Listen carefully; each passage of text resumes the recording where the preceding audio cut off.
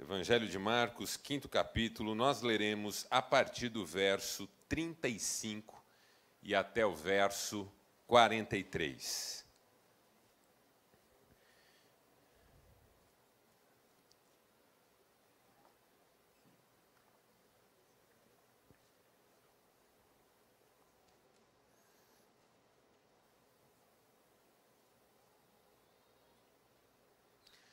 Diz assim a palavra de Deus: Enquanto Jesus ainda estava falando, chegaram algumas pessoas da casa de Jairo, o dirigente da sinagoga. Sua filha morreu, disseram eles. Não precisa mais incomodar o mestre. Não fazendo caso do que eles disseram, Jesus disse ao dirigente da sinagoga: Não tenha medo, tão somente creia. E não deixou ninguém segui-lo, senão Pedro, Tiago e João, irmão de Tiago. Quando chegaram à casa do dirigente da sinagoga, Jesus viu um alvoroço, com gente chorando e se lamentando em alta voz. Então entrou e lhes disse: Por que todo este alvoroço e lamento? A criança não está morta, mas dorme. Mas todos começaram a rir de Jesus. Ele, porém, ordenou que eles saíssem. Tomou consigo o pai e a mãe da criança e os discípulos que estavam com ele e entrou onde se encontrava a criança. Tomou-a pela mão e lhe disse: Talita, cumi, que significa menina, eu ordeno a você, levante-se. Imediatamente, a menina, que tinha 12 anos de idade, levantou-se e começou a andar. Isso os deixou atônitos, e ele deu ordens expressas para que não dissessem nada a ninguém, e mandou que dessem a ela alguma coisa para comer. Até aqui, louvado seja Deus pela sua palavra, e você diz?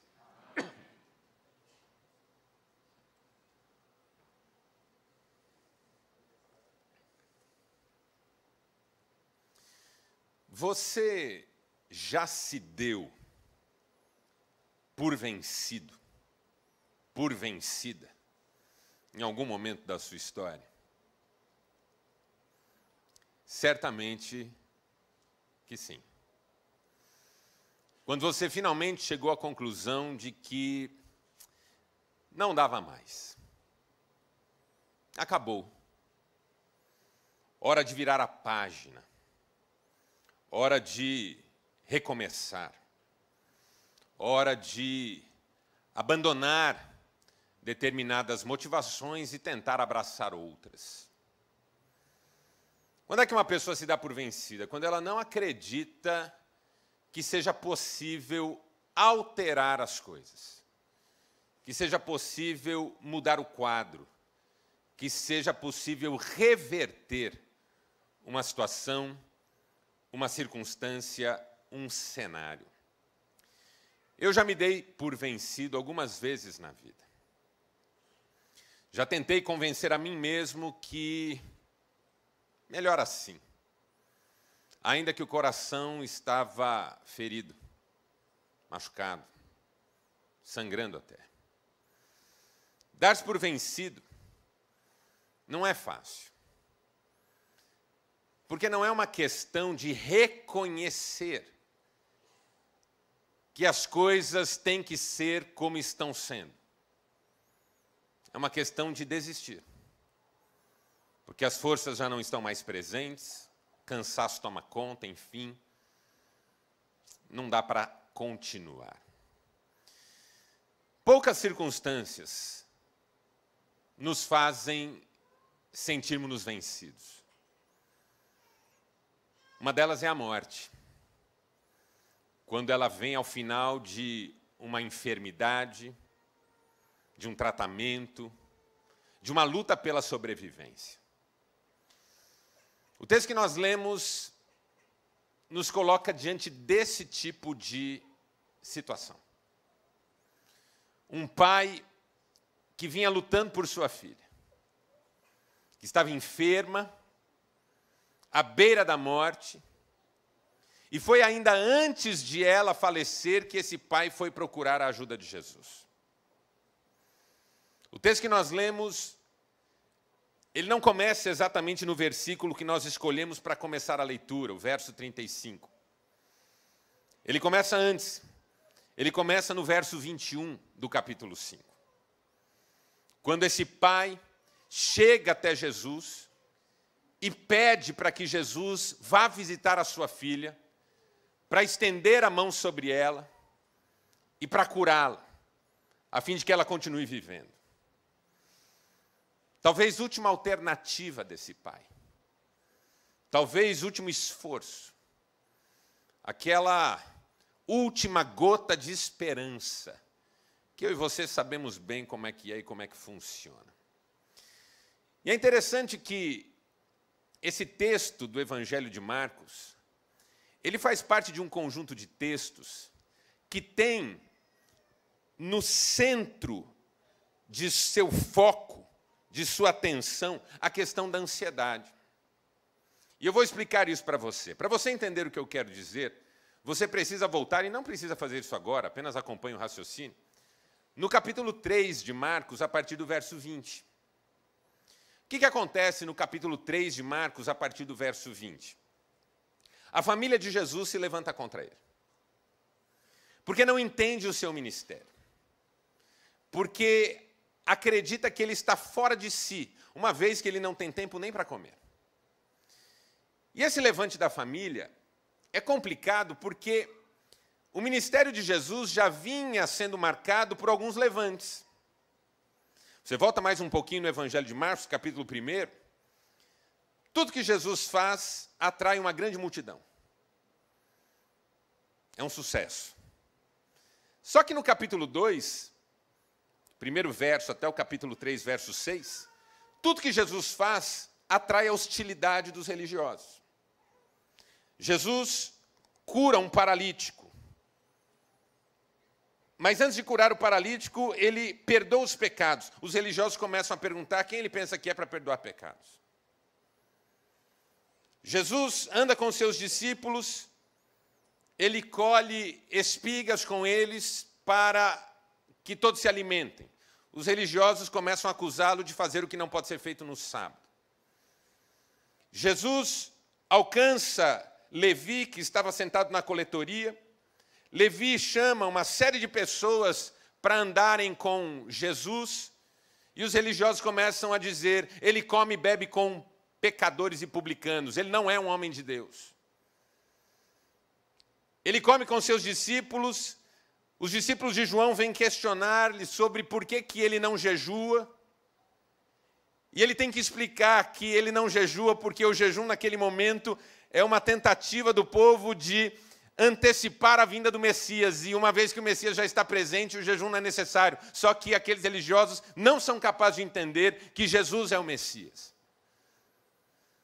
No capítulo 3, ele entra numa sinagoga, há uma mulher com uma enfermidade, ela anda encurvada, e todos os religiosos ficam olhando para Jesus para ver se ele vai curá-la num sábado. E ele cura aquela mulher, e diz o texto no versículo 6 do capítulo 3, que aqueles religiosos saem pensando em como matá-lo. Veja como são as coisas. Que a religião estava contra Jesus, os discípulos já sabiam. Que os fariseus e os escribas e os judeus mais tradicionais estavam contra Jesus, isso já estava absolutamente claro. Só que quando no capítulo 3, verso 20, a família de Jesus se levanta contra ele, é um pouco complicado. Porque uma coisa são os outros falando mal da gente, outra coisa é a família da gente falando mal da gente. Se um dia você ouvir pessoas de outros movimentos religiosos falando mal de mim, por exemplo, claro que será mentira, falando mal do Paulo, bom, não vou defender você. Você pode ficar até um tanto quanto refratário. Ah, isso aí é intriga da oposição. Mas se a minha mulher falar mal de mim, você vai dizer, tem coisa errada aí. Se uma mãe pensa mal do filho, você acende um sinal de alerta. Tem coisa errada aí. Se os irmãos falam mal do irmão, tem alguma coisa aí. Então, quando a família de Jesus se levanta contra ele, os discípulos devem ter ficado um tanto incomodados. E aí os religiosos aproveitam que a própria família de Jesus está dizendo, ele está fora de si, começam a encorpar o coro dizendo, não é que ele está fora de si, tem outro dentro dele, porque a lógica é mais ou menos essa. A família diz, ele está fora de si, os religiosos dizem, não, ele está possuído. Pelo principal dos demônios, que é Beelzebu. E aí começa toda uma dinâmica entre Jesus e esses religiosos. E quando chega o final do capítulo 3, diz o Evangelho de Marcos, que Jesus está pregando e a sua família chega e manda chamá-lo. E alguém vai lá e diz assim, olha, estão aí tua mãe e teus irmãos, e mandam te chamar. E ele pergunta, quem é minha mãe? Quem são meus irmãos? Esses que saíram para me prender à força porque disseram que eu estou fora de mim? Negativo. Minha mãe e meus irmãos são todos esses que fazem a vontade do meu Pai. Quando isso acontece, os discípulos são tomados por uma ansiedade. Será que nós estamos fazendo a coisa certa? Será que nós estamos no caminho certo? Porque começou bem, começou muito bem. Capítulo 1 de Marcos começou muito bem. Mas agora a religião está contra, o povo está contra, e a família do homem está contra. Será que nós estamos no caminho certo? E ao que tudo indica, Jesus percebeu essa inquietação. Por quê? Porque quando chega o capítulo 4, verso 1 até o 34, Jesus começa a contar o que a gente chama de parábolas do reino de Deus. São parábolas muito interessantes. A primeira é sobre um semeador que sai a semear. E as sementes vão caindo. Uma parte à beira do caminho e as aves vêm e roubam. Uma parte em terreno pedregoso e a semente até nasce, mas não consegue criar raiz e seca com o sol quente e morre. Uma parte cai entre os espinhos e até nasce, mas à medida em que vai crescendo, os espinhos sufocam e a planta morre. Mas uma parte cai em boa terra e cresce e produz a 30, 60 e 100 por um. E as parábolas vão nessa linha. O reino de Deus é como alguém que semeou e a semente caiu na terra e de dia e de noite ela vai crescendo e esse homem não sabe como, mas de repente ela se torna uma hortaliça extraordinária. E as parábolas vão nessa linha. A parábola da candeia. A parábola que diz que o reino de Deus é assim. No começo parece que as coisas podem dar errado, mas de repente Deus está no controle e você descobre que Ele é quem está cuidando de todos os detalhes e as coisas então acontecem e Ele é glorificado e tudo encontra o seu lugar. Quando Jesus termina de contar essas parábolas, é como se ele decidisse mostrar aos discípulos que está tudo sob controle. Então, primeiro ele ensina e diz que está tudo sob controle. Mas depois ele vai demonstrar que está tudo sob controle. E aí no capítulo 4, verso 35, ele resolve navegar com os discípulos. Entram todos num barco e no meio da navegação vem uma tempestade. Eu estive em Israel há alguns anos e naveguei exatamente por esse trecho em que Jesus navegou. E foi curioso porque no começo do nosso passeio o céu estava limpo. De repente vieram de trás das montanhas nuvens pesadíssimas e no meio da nossa jornada parecia que ia cair uma grande tempestade. E aí eu entendi por que eles saíam para navegar e de repente eram surpreendidos por uma tempestade. É alguma coisa que se forma muito rapidamente. E aí a tempestade começa e o barco começa a querer afundar. E onde está Jesus? Dormindo. Sensacional. Está de boa, tirando um cochilo.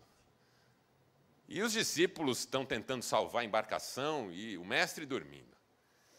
E aí alguém vai até ele e fala, mestre, não te importas que morramos? O desespero, né? Está morrendo. Porque os discípulos eram homens, e homem é bicho desesperado. O homem gripado está morrendo.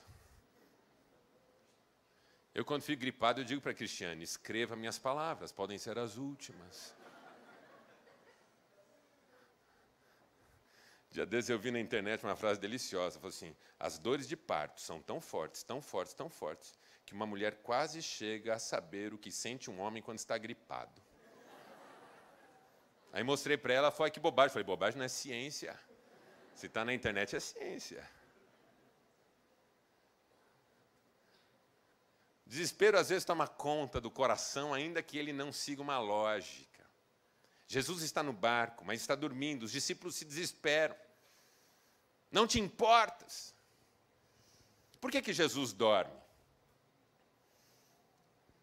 Porque, de algum modo, ele queria fazer lembrar de um outro que também dormiu num barco que estava afundando. Quem lembra? Quem dormiu num barco que estava afundando? Jonas. Qual que é a lição aqui? Naquele barco afundando, o segredo para a solução do naufrágio era jogar Jonas fora do barco. Nesse barco aqui, o segredo da solução para o naufrágio é ter Jesus dentro do barco. E Jesus se levanta e dá ordens ao vento e ao mar para que se aquietem. E todos ficam impressionados, porque até o vento e o mar lhe obedecem. Chega o capítulo 5, Jesus vai para uma região chamada Gadara, onde há um endemoniado que ninguém consegue conter, que quebra tudo, que arrebenta as correntes com que lhe prendem e que vive nos cemitérios. Esse sujeito, quando vê Jesus, começa a implicar e dizer o que veio fazer, o que queres conosco. Jesus pergunta, qual é o teu nome? Ele diz, é uma legião, porque somos muitos.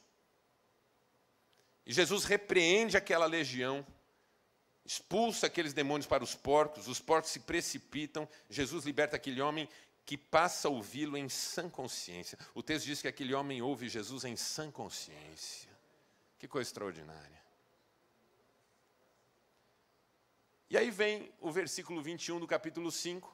Jesus é chamado por Jairo para ir até a casa de Jairo, para acudir a sua filha que está doente. E no caminho para a casa de Jairo, ele é abordado, ainda que ela não tenha chamado a atenção, por uma mulher que por 12 anos sofria com um fluxo de sangue, uma hemorragia. E ela vem por trás e toca as vestes de Jesus e fica curada do seu mal. E Jesus para tudo e pergunta quem me tocou, para que aquela mulher possa se revelar e aquele testemunho possa ser registrado. E nesse momento em que Jesus está ali entre a casa de Jairo e o resultado da fé dessa mulher, chega uma turma lá da casa de Jairo para dizer assim, não precisa mais incomodar o mestre. A tua filha morreu. Acabou. Jairo, dê-se por vencido. Fim de linha. O que Jesus fez depois de ter contado as parábolas para os discípulos? Ele demonstrou, na prática, que para ele não há impossíveis. O primeiro milagre, quando ele manda acalmarem os ventos e o mar, é sobre o poder que ele tem em relação à natureza. O segundo milagre, quando ele expulsa aquela legião de demônios, é sobre o poder que ele tem em relação ao mal, ao inferno, ao diabo e seus demônios. O terceiro milagre, quando aquela mulher toca nele e é curada, é a respeito do poder que ele tem sobre a enfermidade. E agora, é como se chegasse um limite.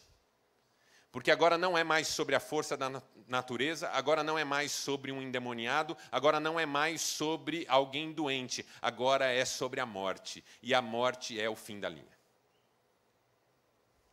Do ponto de vista da cultura humana, a morte é o fim da linha.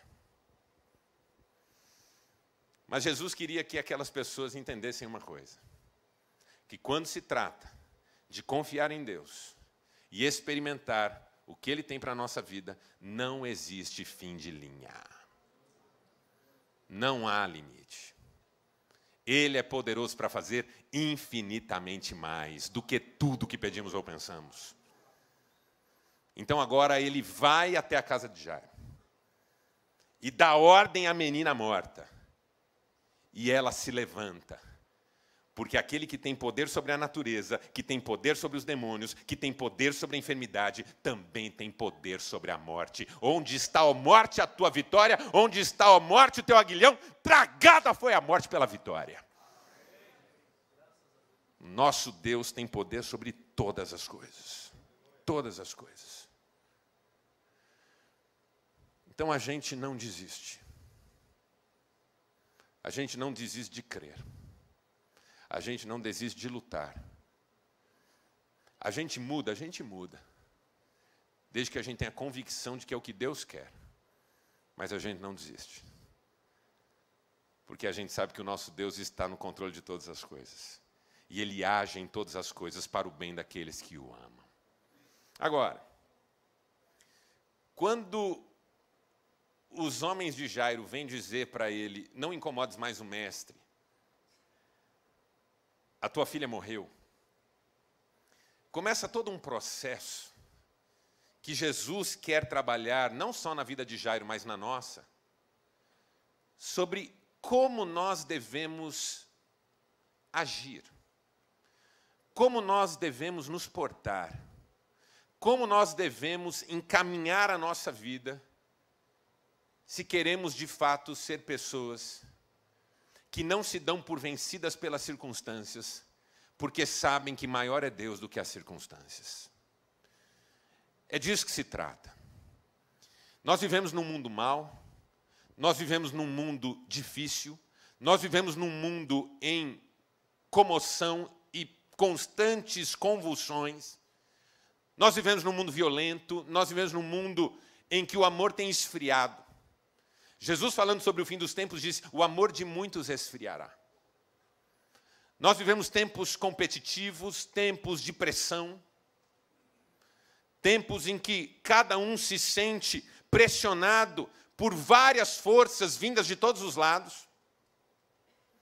Eu atendi na clínica esses dias um empresário que dizia assim: Marcelo, eu me sinto como alguém que foi amarrado com várias cordas diferentes. E a ponta de cada corda está na mão de alguém. Consegue imaginar essa cena? Você amarrado com várias cordas e a ponta de cada corda na mão de alguém. Aí tem uma ponta de corda na mão do patrão. Você tem que produzir, você tem que trabalhar, você tem que fazer.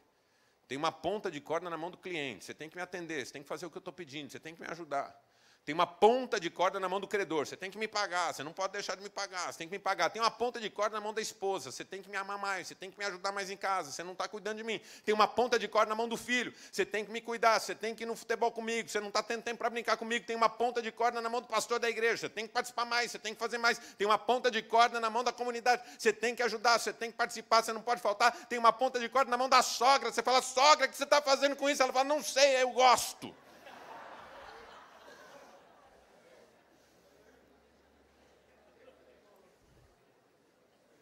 Puxando o que eu quero.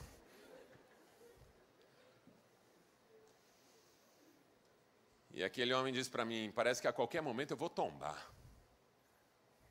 E foi interessante porque nós conversamos aquele dia sobre equilíbrio. E quando você está pressionado de todos os lados, o segredo do equilíbrio é base sólida e ponto de apoio. No mundo de pressões, em que você se sente pressionado de todos os lados, o primeiro segredo é base sólida. E o segundo é ponto de apoio. Base sólida, princípios, valores, virtudes, convicções, fé. Ponto de apoio, conversas boas. Gente que ora pela gente. Gente com quem a gente pode contar. Espaços de refrigério. Lugar de descanso. Num mundo assim, Não é fácil seguir em frente quando tudo conspira contra nós. Mas Jesus ensinou para Jairo que algumas coisas podem nos ajudar. E a primeira é escolher a quem ouvir. Diga, escolher a quem ouvir. Uma das coisas curiosas sobre esse texto é que ele está construído em torno dessa ideia de vozes contrárias.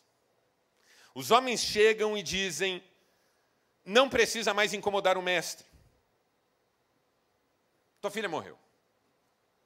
Mas Jesus não faz caso do que eles disseram, diz o texto. E diz para Jairo: não tenha medo, tão somente creia. Uma coisa que vai fazer a diferença na sua vida entre seguir em frente e desistir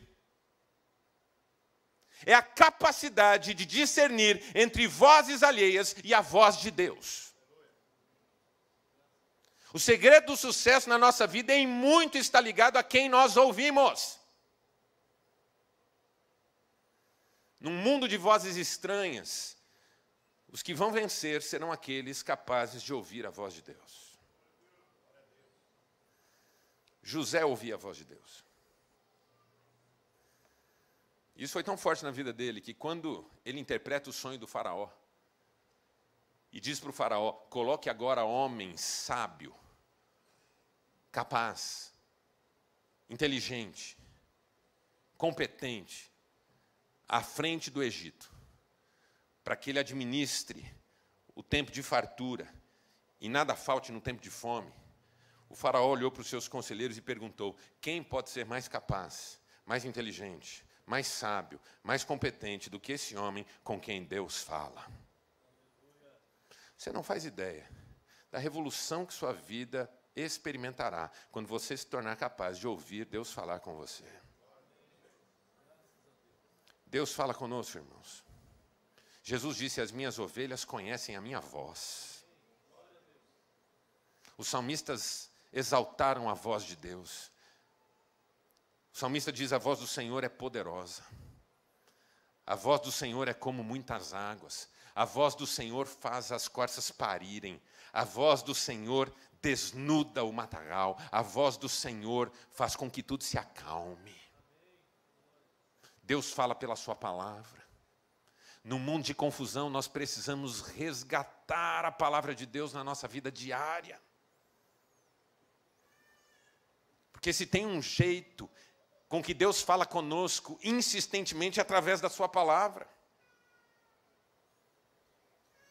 Quando você lê a palavra de Deus, você ouve Deus falando com você, e aquilo que estava te preocupando, te chateando, te deixando ansioso, agora começa a ser assumido por você como um desafio de fé. Deus está no controle, Ele sabe o que eu estou passando, Ele tem o melhor para mim, Ele age em todas as coisas para o meu bem.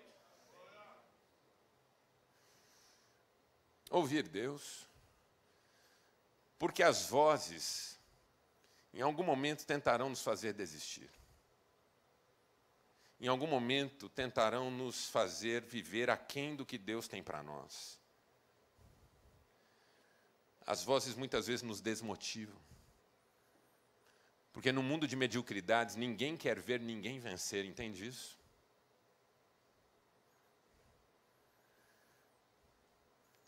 Esses tempos atrás eu estava conversando com uma pessoa que me dizia: eu não sei se eu quero continuar investindo no meu casamento, todo mundo me fala para desistir.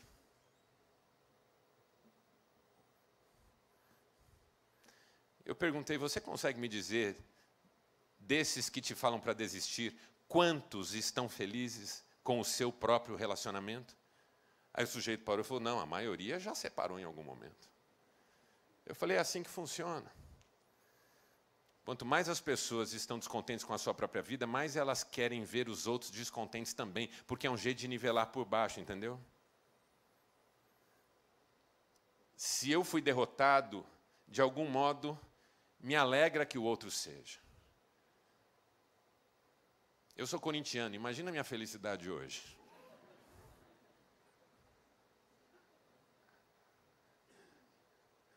Eu uso sempre um exemplo bobo, eu digo assim, se eu saio por esse corredor, tropeço e caio, e alguém vem me socorrer e me levantando, diz assim, que coisa, Marcelo, nunca ninguém caiu aqui. Eu vou me sentir a pessoa mais estúpida do mundo. Agora, se alguém me levantando disser, rapaz, você é o quinto que cai aqui hoje, eu me levanto até mais corajoso. Precisa fazer alguma coisa, então. Porque ainda bem que fui eu, e se fosse um velhinho? Deixa o Paulo entrar aqui, não.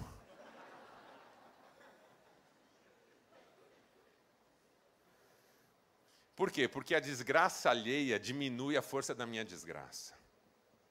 Eu não quero ser o único derrotado na vida.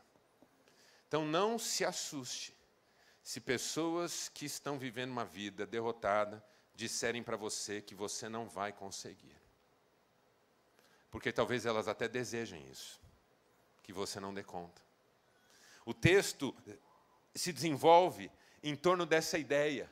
Tem gente falando aqui, Jairo, desista, mas Jesus está dizendo, não tenha medo, tão somente creia. Jesus está dizendo para nós hoje aqui, meus irmãos, eu não sei o que você está vivendo, eu não sei o que você está passando, eu não sei nem mesmo porque eu estou falando sobre isso, mas a palavra de Jesus para você hoje é, não tenha medo, tão somente creia. Você vai entender. Porque não é sobre as circunstâncias. É isso que esses textos em cadeia querem que você entenda, que não é sobre circunstâncias. É sobre aquele que tem poder sobre todas as coisas. A quem você tem ouvido? Do que é que você se alimenta? Que conteúdos têm feito parte da sua agenda no dia a dia? A segunda lição que Jesus quer que Jairo entenda, a primeira é que é preciso escolher a quem ouvir. A segunda é que é preciso escolher a quem envolver. Diga, escolher a quem envolver. Porque a segunda parte do texto começa assim, ó.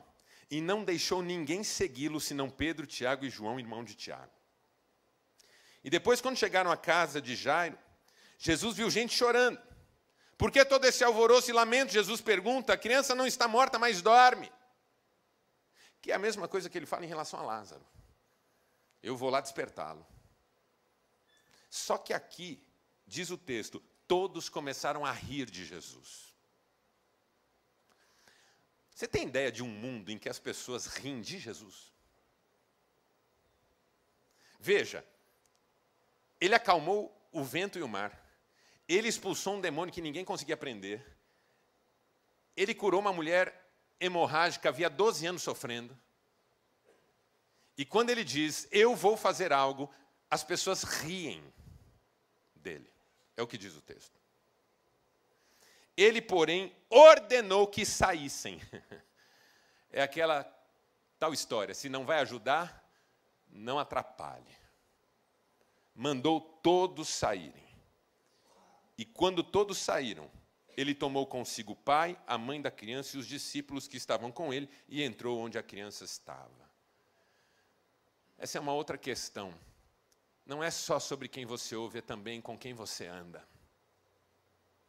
Com quem você se alinha. Com quem você faz acordos. Com quem você convive.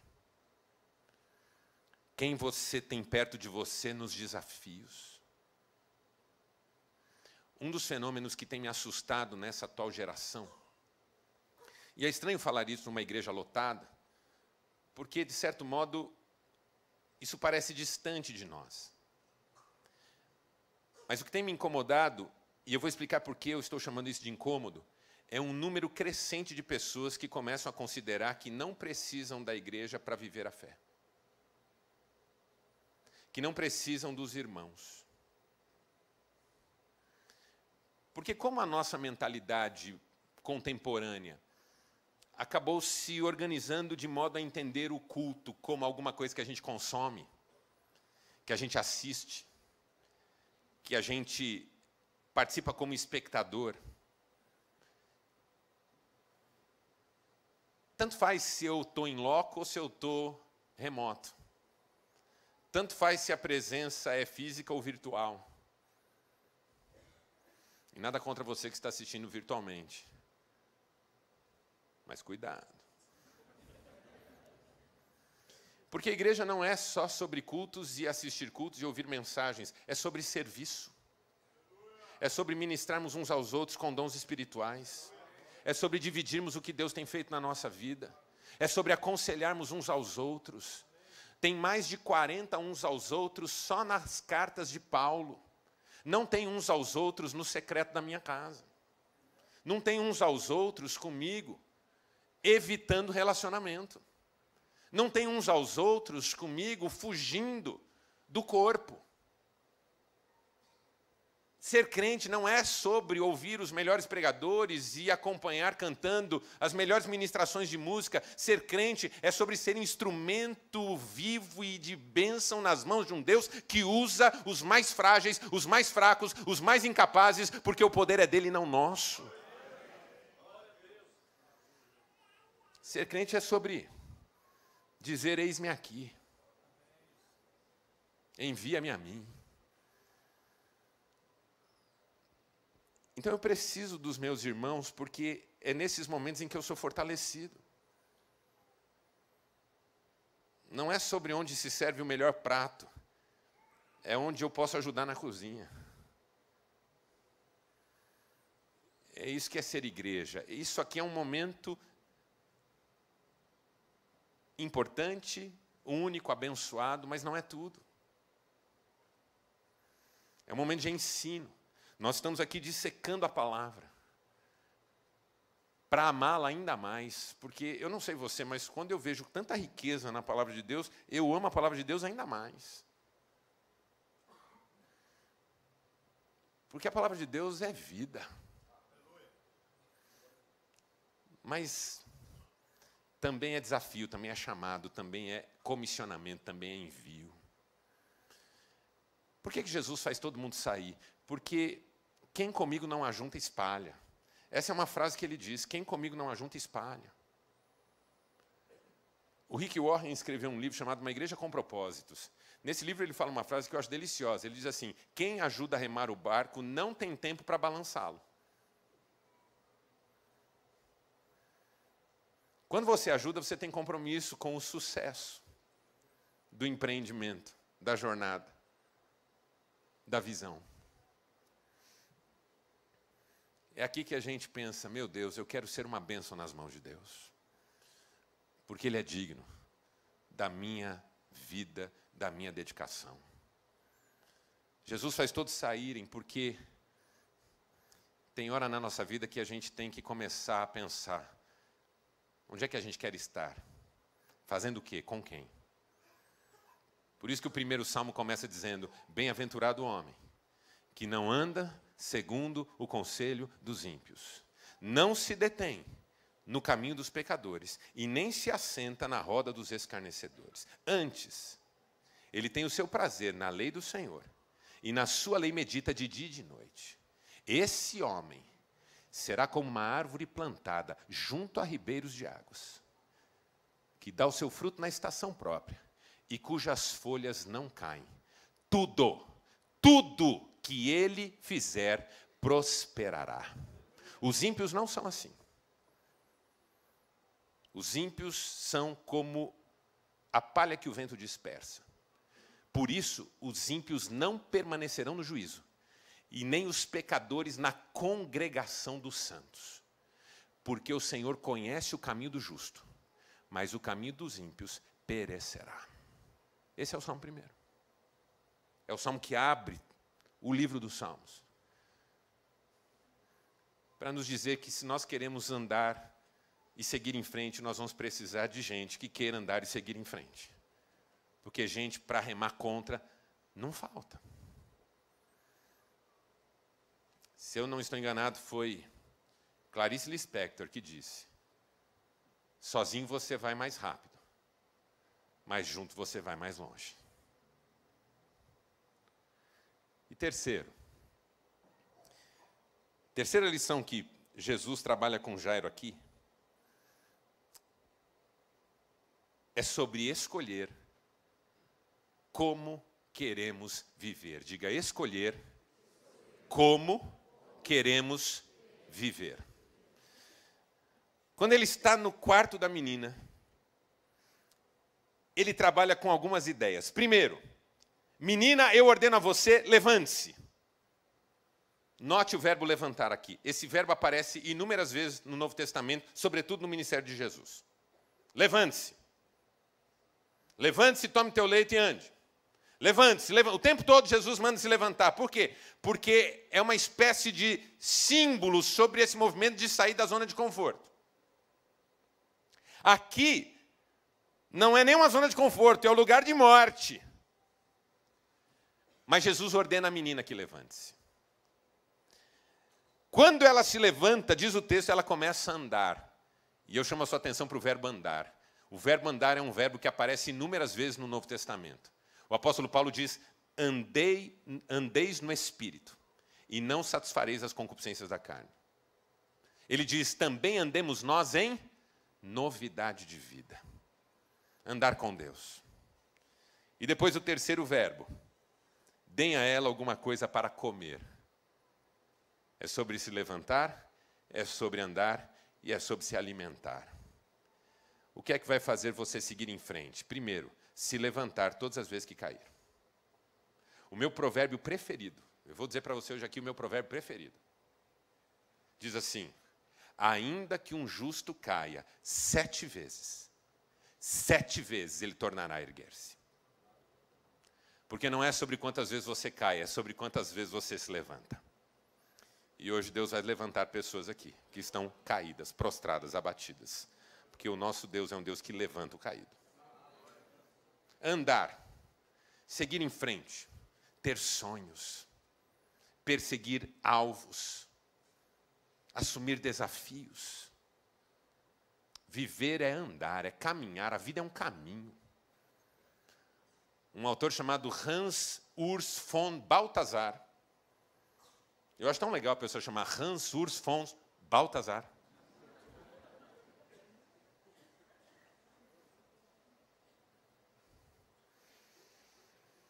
Diz assim, crer é caminhar, e quem caminha não fica perguntando sobre a possibilidade de caminhar, porque já está caminhando. É quem está parado que fica perguntando se vai dar ou não. Por isso que Tiago diz, quem observa o céu nunca semeia. E se alimentar. Tempos atrás alguém falou assim para mim, Marcelo, eu tenho um problema. Eu não lembro da maior parte das mensagens que eu ouço. Eu disse, eu tenho um problema. Ele falou, qual? Eu não lembro da maior parte dos pratos de comida que eu como. Eu só sei que ter comido todos esses dias até aqui me ajudou a continuar em pé. Talvez daqui a uns anos você não se lembre dessa mensagem. Daqui a uns anos eu estou sendo tão otimista, você não vai lembrar lá na porta. Uma coisa legal como pastor é encontrar pessoas durante a semana que falam assim, nossa, que culto bonito domingo. Eu falei, é mesmo? Você gostou? Eu falei, eu gostei demais, que palavra. Eu falei, é mesmo? Sobre o que eu preguei? Não lembro, mas foi bom, hein?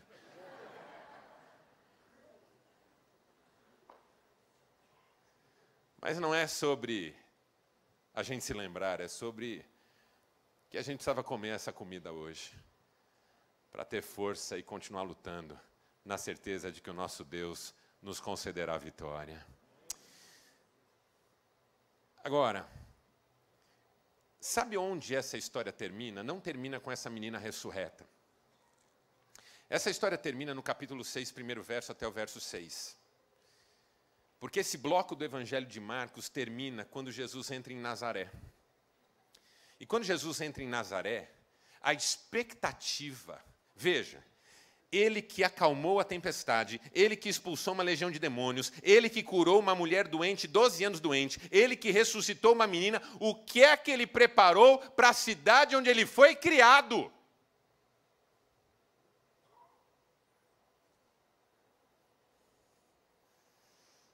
Ele deve ter preparado um grande finale. Jesus entra em Nazaré. E o evangelista Marcos diz assim, contudo, ali não pôde fazer nenhum milagre. Exceto, porque é delicioso isso, chega a ser divertido. Exceto curar uns enfermos. Gente, nós somos presbiterianos. Jesus curar 2 enfermos hoje aqui, a gente já sai dando glória a Deus a semana toda. Concorda comigo? Ah, eu estava com dor de cabeça, não estou mais. Glória a Deus. A gente gosta de milagre, qualquer um. Qualquer milagre toca o nosso coração. O evangelista diz assim, não pôde fazer ali nenhum milagre, exceto curar os enfermos. Jesus fez milagre em Nazaré? Não, nenhum. Ah, mas teve uma pessoa lá que ele curou? Mas... Por que o evangelista diz isso? Exatamente para falar da expectativa. A expectativa de alguma coisa extraordinária. Jesus vinha num crescente. Natureza, demônios, enfermidade e morte. É um crescente. Aí entra em Nazaré, que é a sua terra. Ele é chamado Nazareno. Não pôde fazer ali nenhum milagre. Por que, diz a Bíblia? Por causa da incredulidade deles. Para mim é estranho pensar que o Todo-Poderoso, Criador dos céus e da terra, restringe a sua ação por causa da nossa incredulidade. Para mim é algo difícil de compreender, entende? Que eu possa estancar em mim o fluir poderoso do soberano. Então talvez essa palavra toda seja sobre isso. Para você não desistir e finalmente vencer, seja o desafio que for em que você está agora, não seja incrédulo. Como Jesus disse para Jairo, não tenha medo, tão somente creia. Feche seus olhos por um instante. Eu quero orar com você.